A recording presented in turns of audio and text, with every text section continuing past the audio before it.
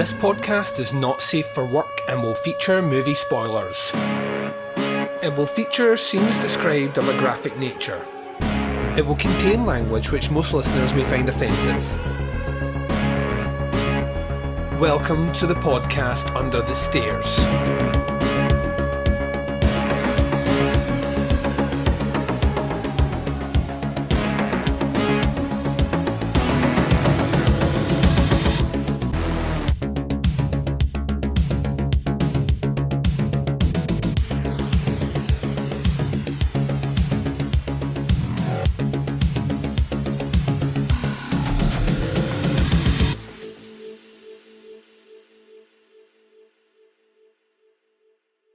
Hi everyone and welcome to the podcast Under the Stairs. I'm your host Duncan.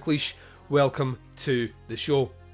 We are kicking off a 9-part series looking at the BBC TV horror, drama, comedy and everything in between anthology Inside Number 9 from creative minds Steve Pemberton and Rhys Shearsmith, who are formerly of Psychoville and the League of Gentlemen. We're going to be doing a kind of deep dive on all the episodes later on in the year when we do a Russian Roulette franchise retro on the entirety of 54 episodes? That sounds about right. 54 episodes of the entirety of the run, and I'll have guests on for that. But what I thought would be cool to do was go through the entirety of seasons 1 through 9, watching each of the 6 episodes that appear on those seasons, and the specials as well, and kind of get my head round it. Now, I am a huge fan of League of Gentlemen. I kind of hit the right age. I was kind of late teens when League of Gentlemen burst onto TV. I had listened to some of the radio productions beforehand, had never seen it live, but was very much into the TV show when it landed. Kind of got a morbid sense of humour, was very much into horror, and there wasn't anything else like on the TV. And I kind of followed them through, and they've obviously spun off and done lots of different things. Was a huge fan of Psychoville when that was on the TV. And then 2014, Steve Pemberton and Rhys Shearsmith collectively together started this Inside Number 9 anthology TV show. It was 6 episodes per season. Episodes were 29 minutes in length, and the theme being that they would be set around an entry point of number 9. So that could be a house that was numbered 9, it could be a train carriage that was numbered 9, it could be a lockup, a garage that had the number 9 on it. Whatever there was a number 9 involved, and that would be essentially the single location in which your episode was shot. So in 2014 I didn't realise that it was likely to go as long as it did, not because I didn't want it to. I'm a huge fan, I love their style, so I was kind of hoping for it. I just kind of thought that the BBC, being the BBC, would find a way to fuck it up. So yeah, they managed to finish on their own terms this year with their 9th season, which made sense, 9. And I had checked out about COVID time on watching Inside Number 9, so the kind of half a season 7, season 8 and the entirety of season 9 I hadn't watched until essentially in the last 2 weeks. I've kind of binge watched from the start all the way right through, catching up with the ones that I hadn't seen along the way. So I have now seen them all, and what I thought would be fun to do is over 9 episodes, pick one season at a time, talk about which episodes really worked for me, which ones didn't necessarily work for me. And this is a spoiler, I don't actually think there's a bad episode inside Number 9. It's just the sensibilities, humour and storytelling at times gel more with my sensibilities than they do in other ones. But I respect the craft and their dedication to try and tell anthology short stories in a plethora of different styles, techniques and cinematic mechanics, let's put it that way. That sounds kind of cool. So yeah, what we're going to do is 9 episodes where I am going to give brief overviews of what the episodes are, tell you if it worked for me or if it didn't work for me. If it didn't work for me, justify that position, and then give the season as a whole a grade. That's literally how we're going to do this. I am not going to really go into spoiler territory. I may mention some of the devices used in the storytelling, but I'm not going to go blow by blow through each of the episodes. Like I say, we're going to be doing that later in the year, where you're going to get reviews of all of them with guests, so that's going to be a ton of fun. So yeah, hopefully that kind of sets things up. This will be, if you're checking this out on YouTube, under a playlist, and all 9 episodes will be grouped together so you can easily jump between them, because no doubt I'll be releasing things in between these episodes as we move along. So yeah, that's my plan. That's what I'm going to do. And with all that in mind, we are going to take a very, very, very short break. You're going to see a trailer of some description for something involved with the first season of Inside Number 9. And when we return, we will be getting into the 6 episodes, my overall thoughts on the season, and then bringing this show in for a close. We'll be doing it right after. And welcome back. So yeah, season 1 dropped back in 2014, so 10 years ago. Is when Inside Number 9 first hit our screens. 6 episodes. Now, all the seasons have 6 episodes, but as you will find as we continue through these, wildly different kind of thematic devices and storytelling. I was going to say they always have a kind of dark heart, but that's not necessarily true. As the series progress further on, some actually don't lean that far into dark. Or, like, that's subjective as well. What is one person's dark is another person's absolutely hilarious. See absolutely nothing wrong with what's happened. So yeah, season 1, I think, has a really good mix and kind of sets the tone for what you can expect from Inside Number 9, which is, at its heart, 2 guys that have a wicked sense of humour, and clearly wear their influences on their sleeves. Like, it became known as a show where you had to pay a lot of attention to see what the twist in the story was going to be. Similar if you grew up in the UK and watch things like Tales of the Unexpected. It's that sort of thing where you'd be watching it going, where's the twist? And interestingly enough, on a revisit of all these episodes now, I found that knowing the twist, actually breadcrumbs are planted pretty much throughout the entirety of the episode, which kind of rewards the viewer to go back. So with that in mind, the first episode is called Sardines. On IMDb it says, a family team building game of sardines similar to hide and seek in a rural country mansion leads to a dark and sinister discovery. So this is the opening one, and like I say, I think this sets the tone for what you can expect from Inside Number 9. A lot of very, very quick, very funny dialogue, very much, if you're Shearsmith and Pemberton, over the top portrayals of certain characters. They're really, really good at kind of, at times, very grotesque caricatures, but also very humanised, grounded caricatures. And this one here, it is kind of over the top personalities you get from both of them. In particular, they are playing a gay couple, I believe. That memory serves. That is a gay couple, isn't it? And the game of Sardines, which I've never played before, I don't know if it's more of an English thing than it is a Scottish thing, is basically hide and go seek, but when you find someone hidden in a location, you join them, and then the idea being that eventually everyone will find everyone and be crammed in at one location, like a bunch of sardines trapped in a can.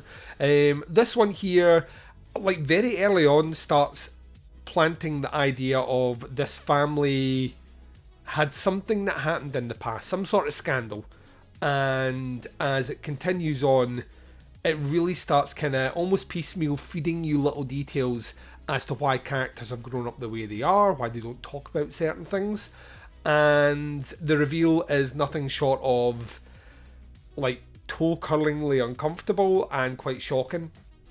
It ends in a very kind of dramatic, over-the-top way as well, and at the end of 28 minutes, you've kind of been left a bit shell-shocked. Like, the tone of how it starts to how it finishes is wildly different, but actually fits very, very comfortable in that kind of gallows humour sort of delivery that is synonymous with Pemberton and Shearsmith. I like, as like an entry point of all the seasons, actually, I think Sardines is probably the best episode to get someone into what you can expect from Inside Number 9, because you get the humour, you get the characters, and you get the dark, twisty bit and the horror. So it kind of encapsulates all that. So I think it's almost the Rosetta Stone. I think if you get through this one, then you pretty much know what you're going to get moving forward. So that's the first episode. Really like this one. I think it's like I said before, it's it sets the stall out for what to expect, and then moving forward you get a ton of what you're going to get in a lot of other episodes. And smartly enough, they don't follow up with something that kind of falls into the same domain, because why would you do that? Instead, we turn to episode number 2, which is A Quiet Night In. On IMDb, the synopsis is: a couple of silent, bungling burglars try to steal a painting from a luxury home, and at the same time as the owner and his missus are having a serious fight. So episode number 2 shows a completely different side to the kind of storytelling, the idea of they're really going to put a lot of style into what you see. This one is known, it became moreover known for the fact that it's done dialogue free. So it's essentially a silent episode, notwithstanding the score and particular sound effects in the actual episode. It's not completely dialogue free. At the very end they do break that for purpose, and that works in the episode. But it's kind of it's an exercise in showing how physical Pemberton and Shearsmith actually are as actors. It is very over the top. The music cues, the physical movement kind of lean into the humour of the episode, and it is a very, very, very funny one. It leans much more in the comedy. There's a kind of setup of them stealing a painting, and from this very rich guy who has a very high-tech house, and all the hijinks that comes along with stumbling in upon probably the worst day of this homeowner's life, where basically what you're getting is a series of like unfortunate events that surround the burglary, and that's kind of what makes it amazing. Shearsmith Pemberton, brilliant in this one here. Ton of fun, zips by. This is like one of the quickest 28 minutes you're ever going to watch. It sticks a landing. The ending of this one is, once again, it's a bit of whiplash. You don't expect it, and I kind of love it for what it does. And yeah, like as a second episode, couldn't be further removed from the first one. So once again, just like hitting all the sweet spots for me in terms of what these guys under the moniker of Inside Number 9 are going to do. Which brings us to episode number 3, which is Tom and Geri, Geri being spelled Geri, as in the best I can come up with here is Geri Halliwell from the Spice Girls, which ages me horribly, but yeah, there you go, Tom and Geri. On IMDb, the synopsis is: a man enters a downward spiral when he befriends a mysterious tramp. So once again, this feels like we are flexing quite a bit here. Now this is another one of the more popular episodes of the initial first series, and it comes at the halfway mark, and it, like it said in the synopsis, features Shearsmith, who is he's a want-to-be author who has got he's kind of Mr. Holland's opus, isn't it? He wants to be an author, but he's taking a job as a teacher. His partner, his girlfriend, is an actress, but is doing kind of community theatre. Never quite made it out of that. Appears to be in more ridiculous roles the more information you hear about her. They make mention at the beginning of the episode that there's a tramp that's seen that's outside living like rough, homeless person, and within the first 5 minutes, the Shearsmith character gets a knock at his door one night, and it's the homeless guy, the tramp, played by Pemberton, who has found Shearsmith's wallet and is wanting to give him it back, and of course then makes him feel relatively guilty. Or is this Shearsmith feeling guilt about what he has and this character doesn't have, to essentially come in and get a shower and whatnot. And then like a kind of weird succubus, like a strange parasitic symbiont. Shearsmith's life kind of goes into a downward spiral of quits his job, gets more into drink and smoking, and wants to, at first, sees the challenge of writing a novel with all these distractions out the way, but actually what happens is that he gives up on that as well and starts to become starts to become the template of someone that could eventually be homeless. Meanwhile, on the other side, Pemberton's character is kind of grown from strength to strength. He is, he's cleaned up, he's got a job, and throughout the episode we get kind of interspersing cuts of his employer coming to speak to him and try to get him back to work, or his girlfriend trying to get him back in. The beauty of this episode, and it's the first time they do this in the season, you get the, what I would say is the double twist.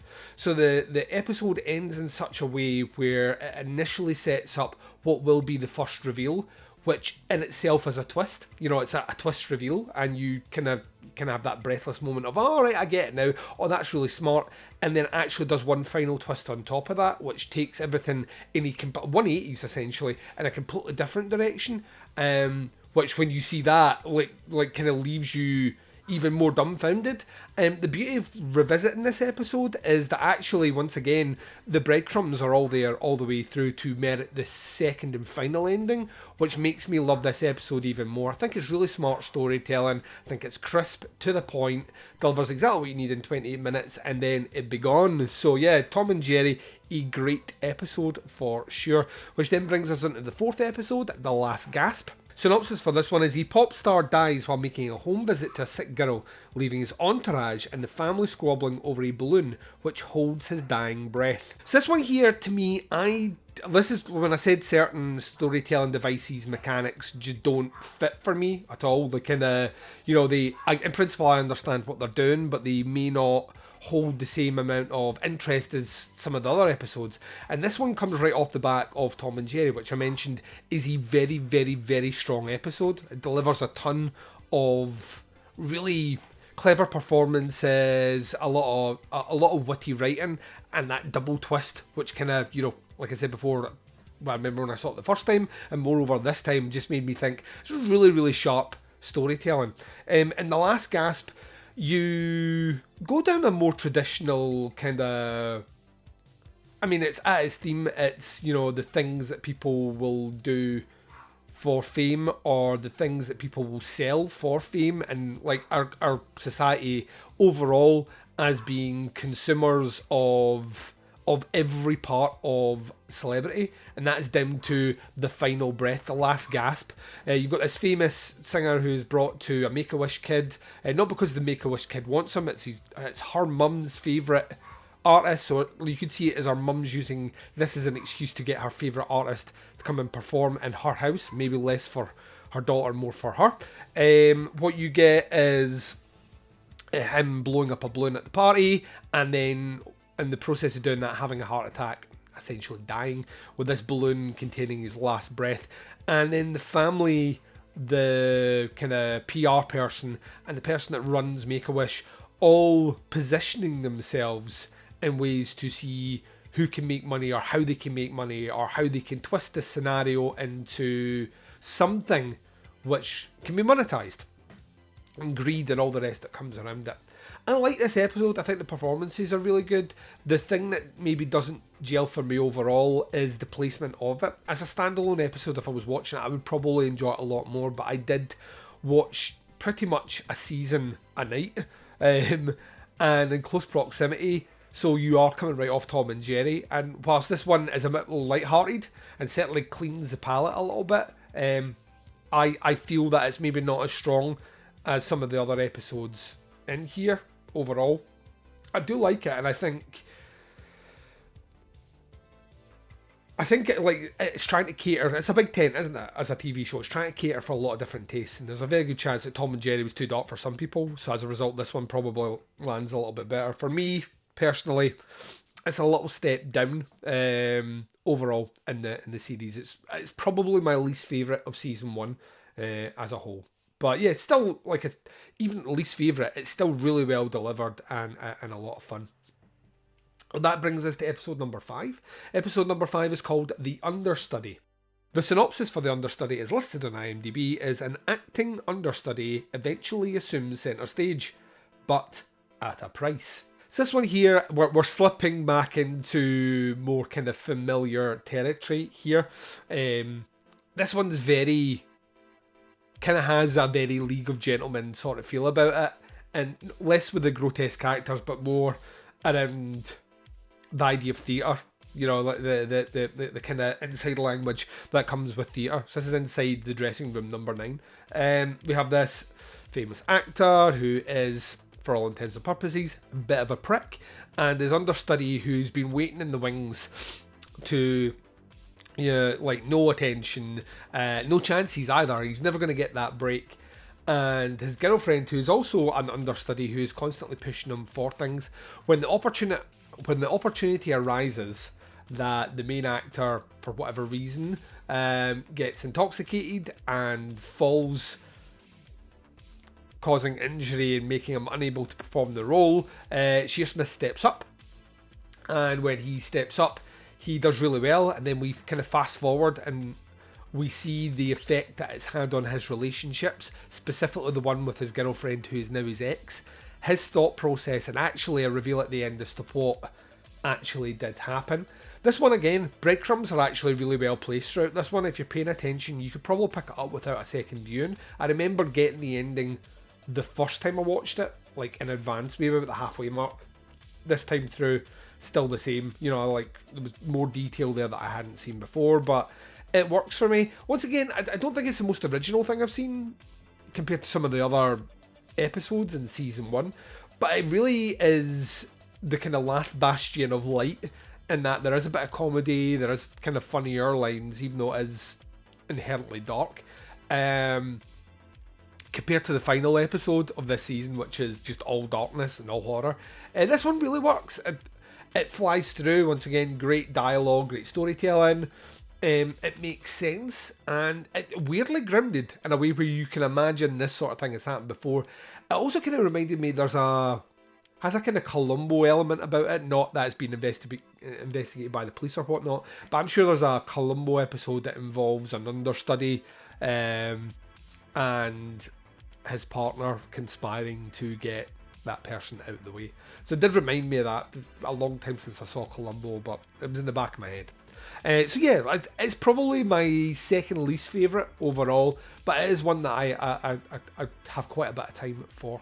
Which brings us to the last episode of season 1, which is called The Harrowing. The synopsis for The Harrowing is: in this horror comedy with a grim twist, a teenage girl is hired to house sit, but it appears that there are scary things going on in this home. So yeah, this is out and out horror. It does have, it's saying a horror comedy. There's a couple of lines that are funny, but for the most part, this occupies a kind of a combination of hammer horror meets that grim sort of almost satanic aesthetic you would get in 70s American horror movies, kind of smooshed together.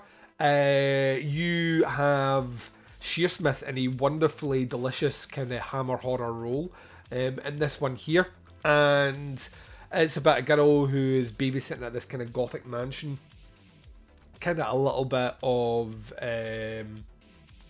Night of the Devil, you know, it's got that kind of feel of it. And this kind of couple that mentioned that their brother is upstairs and he's poorly and medically unfit, but she shouldn't go upstairs, never go upstairs, never interrupt him. And that's kind of the setup for this one. To be honest, this is one that's got less of a twist overall as the Inside Number 9 episodes have, and it kind of more plays it very straight as horror. I'm sure there's some people out there that would maybe argue otherwise, but to me, having grown up on a healthy diet of horror movies, I kind of saw this telegraphed from the beginning. I actually also saw kind of where the ending was going as a kind of almost skeleton key ending, which I really enjoy that movie, and not enough people went to check that one out. It's dark, and like it reminds you that, like, especially Shearsmith has a full-on pedigree of being in horror movies, and as such his performance really leans into that. Once again, there's a little bit of the League of Gentlemen about the way he performs it, particularly his accents. But it's really good. It's dark. I know a lot of people when this showed originally on TV did not like this one because of how dark the ending was. They were used to like a kind of more wink nudge at the audience at the end, and this one doesn't really do that. It kind of goes out with a big ripping guitar solo, which I mentioned before. Like, if you were making this and you were them, there's absolutely no guarantees when you're making Inside Number 9 that you're going to be greenlit for a season 2, so you try and capture as much as possible in season 1, which is kind of what they do, and there's an urgency of that I feel that almost permeates every season after this. Of no two episodes are kind of the same. If anything, they are pushing almost the boundaries of what they can and can't do, what they could get away with and what they can't get away with.